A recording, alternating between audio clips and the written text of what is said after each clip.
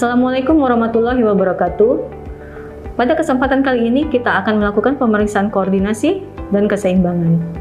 Kita mengetahui bahwa fungsi cerebellum adalah untuk mengatur koordinasi, mengatur keseimbangan, dan pengendali gerak. Untuk melakukan pemeriksaan koordinasi atau keseimbangan, ada beberapa jenis pemeriksaan. Kita mengetahui bahwa fungsi cerebellum adalah untuk mengatur keseimbangan, untuk mengatur koordinasi, dan untuk pengendali gerak.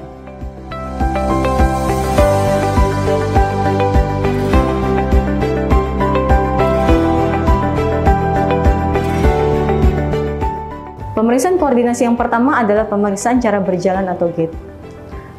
Mula-mula kita melihat pasien dalam keadaan duduk, lalu kita menyuruh pasien untuk berdiri. Pasiennya berdiri, ibu berdiri. Kemudian apabila pasien ada gangguan koordinasi, maka pasien akan bergerak atau ataksia. Yang kedua, kita meminta pasien untuk berjalan. Apabila ada gangguan koordinasi, maka cara berjalan pasien lebar-lebar seperti ini.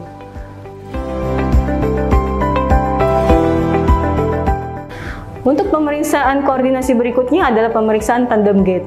Di mana pemeriksaan tandem gait ini adalah pasien berjalan di garis yang lurus dengan tumit menyentuh ibu jari kaki dan pemeriksa berada di samping pasien.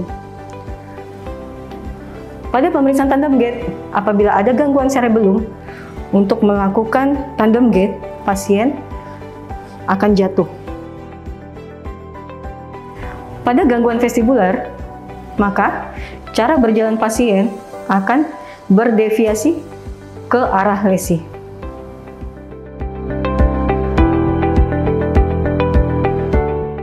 Untuk pemeriksaan yang ketiga, yaitu pemeriksaan tes tunjuk hidung, kita mengatakan kepada pasien untuk merentangkan lengannya, kemudian menunjuk hidungnya. Dengan mata terbuka, kemudian menyuruh pasien dengan menutup mata, dan kemudian dilakukan dengan cepat. Boleh tutup matanya ibu dan dilakukan dengan cepat. Pada pasien abnormal didapatkan dismetri, yaitu tidak dapat menyentuh hidungnya atau hipometri, ataukah hipermetri melebihi hidung, atau bisa juga kita lihat intention tremor pada saat menyentuh hidung.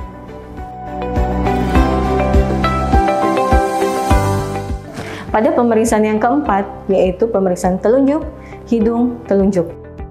Telunjuk pemeriksa bisa digerakkan dan menyuruh pasien untuk mengikutinya.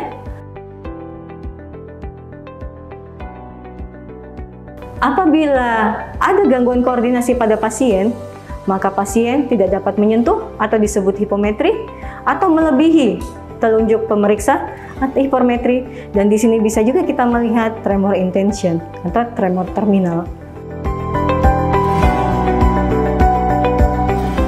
Pada pemeriksaan yang kelima, yaitu pemeriksaan tes tumit lutut, dengan cara menyuruh pasien mengurut dengan menggunakan tumitnya mulai dari lutut dan menelusuri tulang kering hingga ke ibu jari kaki berulang-ulang.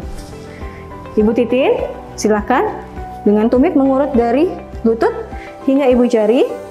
Oke. Kemudian kita lakukan kaki satunya. Oke. Apabila pada pasien dengan gangguan koordinasi, maka didapatkan gerakan yang patah-patah atau tidak beraturan dari pasien.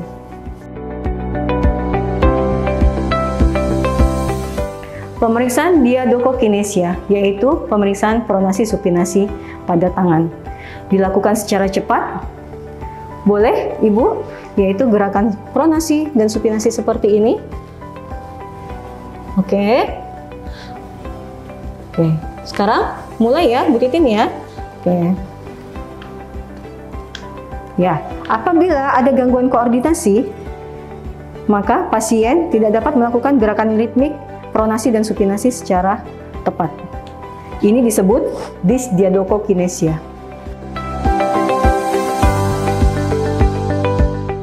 Pemeriksaan ketujuh adalah pemeriksaan rebound phenomenon. Kita menyuruh pasien untuk fleksikan lengannya, kemudian menahan tangan pemeriksa, dan tangan pemeriksa berada di wajahnya pasien. Pada pasien yang normal, pasien dapat menahan. Pada pasien dengan gangguan koordinasi, pasien tidak dapat menahan dan dapat memukul wajahnya.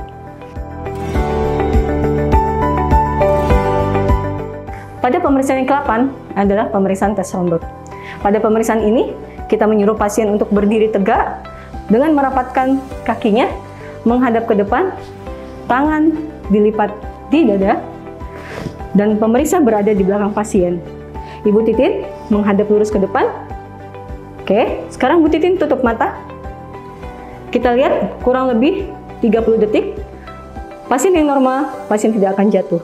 Apabila ada gangguan cerebellum, maka buka mata Bu Titin. Oke, pasien jatuh. Tutup mata Bu Titin. Pasien menjauhi garis tengah tubuh atau jatuh. Untuk gangguan vestibular, pada saat buka mata, pasien tetap berdiri dengan tegak. Namun pada saat tutup mata Bu Titin, pasien akan bergerak menjauhi garis tengah tubuh. Demikian video pembelajaran pemeriksaan koordinasi. Semoga bermanfaat. Terus berlatih dan belajar adik-adik. Video pembelajaran yang lain dapat dilihat pada channel YouTube FKIK Hunisnu. Assalamualaikum warahmatullahi wabarakatuh.